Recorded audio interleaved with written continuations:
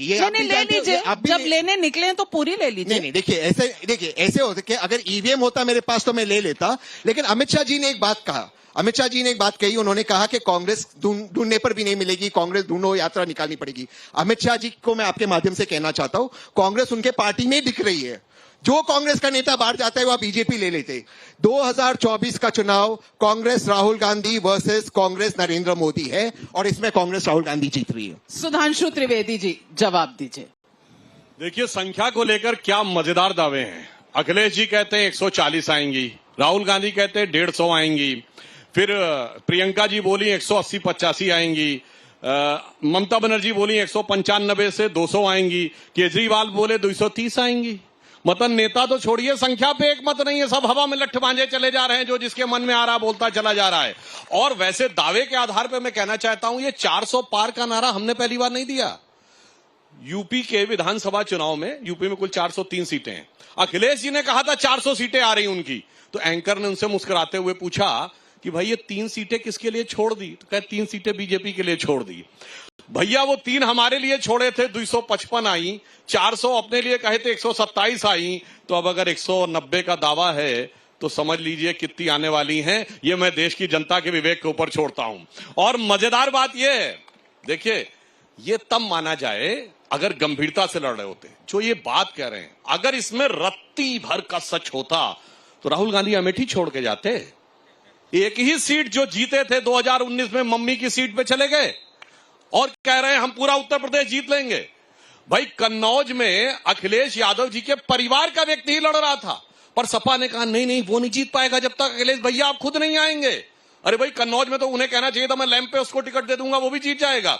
तो आप सोचिए, ये पार्टियां चुनाव लड़ने के लिए नहीं चुनाव लड़ रही हैं, ये अपने अपने गढ़ बचाने के लिए चुनाव लड़ रही हैं, ये अपने अपने परिवार बचाने के लिए चुनाव लड़ रही हैं। इनका लक्ष्य 2047 तक भारत की अर्थव्यवस्था नंबर 1 करना नहीं है, अपने अपने परिवार की अर्थव्यवस्था नंबर 1 करना है, हमार बिटिया को स्थापित करना है। और ये कुछ कुछ वैसा है जैसे ये क्या चाहते हैं, देश में एक मजबूर सरकार बने जिसको भ्रष्टाचारियों के आरोप वाले नेताओं का एक समूह चलाए, फिर उसमें अपना अपना हिस्सा पाए और देश को तमाम मुद्दों के ऊपर लड़ाई करके रखा जाए। उत्तर और दक्षिण में लड़वा के रखो, तमिल हिंदी में लड़वा के रखो, मराठी और बिहारी में लड़ा के रखो, तो अगड़े पिछड़े में लड़ा के रखो, दलित सवर्ण में लड़ा के रखो। ये कुछ कुछ ऐसा, जिन लोगों ने थोड़ा हिस्ट्री पढ़ी हो तो पता है, दिल्ली सल्तनत जब कमजोर हो गई थी तो एक अमीरों का समूह चलाता था उसे, जिसे कहते थे तुर्कान चहलगानी। जिन्होंने हिस्ट्री में पढ़ा होगा उन्हें पता होगा, तुर्कान चहलगानी चलाते थे और ऐसा भ्रष्टाचार हुआ उसके बाद सल्तनत खत्म ही हो गई। तो ये तुर्कान चहलगानी वाली सरकार चाहते हैं। और हम मोदी जी के नेतृत्व में एक भारत श्रेष्ठ भारत की सरकार, एक ऐसा नेता जो कहता है स्वप्न अर्पित प्रश्न अर्पित आयु का क्षण क्षण समर्पित, चाहता हूं देश की धरती तुझे कुछ और भी दूं। राजकुमार भाटी जी, सवाल आपसे है कि ये रिश्ता क्या कहलाता है जो आपका कांग्रेस पार्टी के साथ है, जो आपका ममता बनर्जी के साथ है, जहां नेतृत्व तो एक नहीं हो पा रहा, तय नहीं हो पा रहा, लेकिन नंबर भी अलग अलग है। कोई 140 कह रहा है, अखिलेश जी 140 कह रहे हैं, राहुल गांधी 150 कह रहे हैं, प्रियंका जी 180 कह रही हैं, ममता जी 200 कह रही हैं, केजरीवाल जी 230 कह रहे हैं। अब नंबर ही सही नहीं है तो स्ट्रैटेजी क्या होगी? मुझे पूरा भरोसा है कि नाविका जी ने समय नोट किया होगा और जितनी देर तक सुधांशु जी को नहीं टोका था, मुझे भी नहीं टोका जाएगा, इस बात का मुझे पूरा विश्वास है। अब मैं आता हूँ मुद्दे पे। आप तो तुरंत ही टोकने लगे। मैं इसलिए बता हम तो बोले ही नहीं थे, आपकी बहुत गौर से हमने बात कहा जब टाइम काउंट करिएगा तो अपने सहयोगी का टाइम गोल कर दिया। संसद में ये चलती है या नहीं चलती डिबेट में? सहयोगी का टाइम आपके साथ जुड़ गया है। और मैं सिर्फ यही बताना चाहती हूँ, आपकी और आपके साथ खड़ी हुई जो अलायंस पार्टी है ना, आम आदमी पार्टी, आप लोग सबसे ज्यादा चुनाव में लड़ते किसके साथ हैं? बीजेपी के साथ नहीं, पत्रकारों के साथ।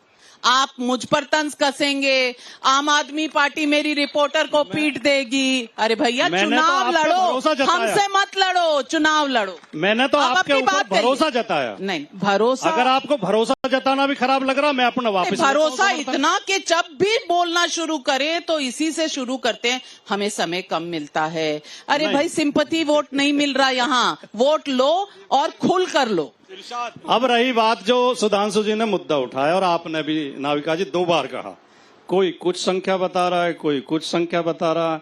संख्या में तो कहते हैं नहीं, मुंडे मुंडे मतिर भिन्ने, हर व्यक्ति का अपना आकलन है, हो सकता है मतभेद हो, लेकिन मुद्दों पे हम एक हैं। मुद्दे हमारे जिस दिन चुनाव शुरू हुआ था आज की तारीख तक मुद्दों से नहीं भटके।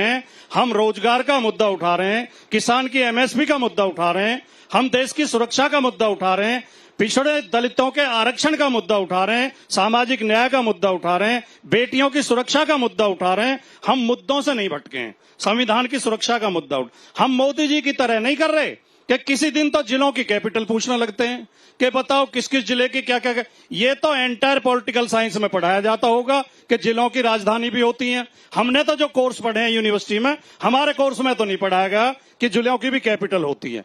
कभी मछली, कभी मुसलमान, कभी मंगलसूत्र, फिर इनसे भी मन नहीं भरा।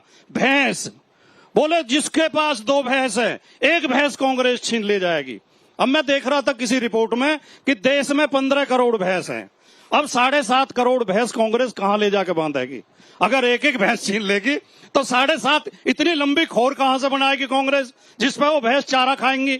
जब नेता इस तरह की बौखलाहट दिखाने लगे और जब नेताओं के चेहरे पे आत्मविश्वास की कमी आ जाए और नेताओं के भाषण का स्तर बहुत नीचे आ जाए, जब उन्हें देश की चिंता ना हो, देश में चाहे गृह युद्ध हो जाए, देश में चाहे समाज आमने सामने अड़ जाए, हम अपनी वोट के लालच के लिए हिंदू मुसलमान करेंगे, तब आप समझ लो कि वो नेता हारने जा रहे हैं।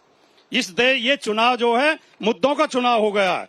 बच्चों के रोज परीक्षाओं के पेपर लीक होते हैं और जब पेपर लीक होता है यूपी पुलिस का, नहीं ठीक है मैं तो आपके कहने से रुक जाऊंगा, आपको नाविका जी को इशारा करने की जरूरत नहीं है, सुधांशु जी को ठीक है, समय ज्यादा लग रहा है, मैं रुक जाता हूँ, अगली बार बोलूंगा।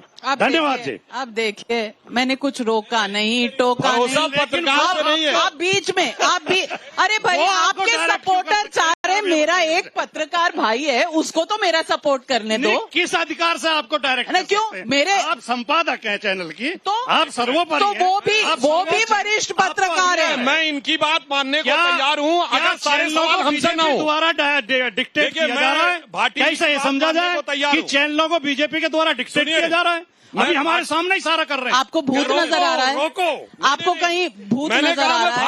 यहाँ खुले में हम खड़े, एक पत्रकार के साथ दूसरा पत्रकार, आपको कहाँ से बीजेपी का भूत नजर आ रहा है? मैं बात मानने को तैयार हूँ और चारों सवाल हमसे ना हो, ये क्या मतलब होगा? चारों सवाल हमसे पूछोगे और फिर टाइम 1/5 दोगे, ये तो गलत है ना। जब चारों के सवाल हमसे 5 मिलेंगे, सीटें भी 1/5 मिलेंगी, चिंता मत करो आप। अरे ये तो वक्त आने पे पता चलेगा, आने तो दीजिए, वक्त आने पर बता देंगे तुझे आसमां। चलिए आपने अभी कहा राजकुमार भाटी जी, बेटी की सुरक्षा बहुत बड़ा मुद्दा है।